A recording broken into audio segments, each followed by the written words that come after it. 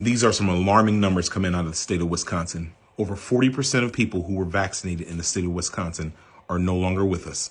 Stay with the Voracious Podcast. We're going to break it down. I want you to imagine just for a moment, 40% of cars not working after leaving the manufacturer, 40% of homes crumbling to the foundation, 40% of airplanes crashing out of the sky after being built. Can you imagine 40% of high school students not finishing school? Can you imagine 40% of college students dropping out and not finishing school? Congress has called a congressional hearing over Facebook and the disinformation during the elections. That's how serious they took it. 40% of people who received the jab in the state of Wisconsin are no longer with us. There's no congressional hearing being called. Why do you think that is? The government time and time again has reported that this is something that's safe and effective, and that if you take it, you will be more likely to survive than you will not. We get it. Now let's do the math. Out of 100%, 40 is less than 50. Absolutely. But 40 is a very high failure rate. 40% would not be allowed at your job. If you were at your job and you were only producing or getting your job done 40% of the time, most of the time, if not all of the time, you would be let go.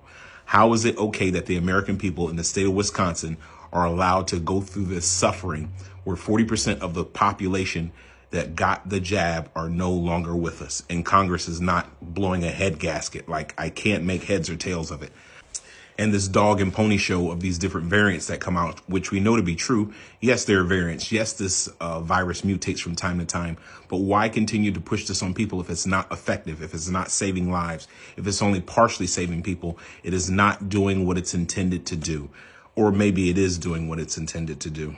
I'd love to hear your comments. Drop your thoughts down below. Stay with the Voracious Podcast. These are abysmal numbers coming out of the state of Wisconsin. You guys can go head over to Yahoo News, check out the article for yourself. They have a lot of stats listed down below. It is just very disheartening that Congress has not called a congressional hearing and brought forth the big pharma corporations to hold them accountable as to why these numbers are so high. It just doesn't make any sense. And most of the times, if not all of the times, Congress has something to say about everything. And now they're just crickets when it comes to these numbers. Can you imagine? I'd be so curious to find out what's happening in other states, if we can get data from other states.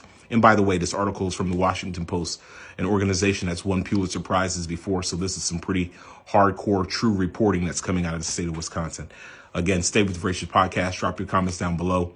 If you stay in the state of Wisconsin, I'd love to hear from you. What you think, what's going on. Are you aware of this? Have you lost a family member? My heart goes out to you if you have.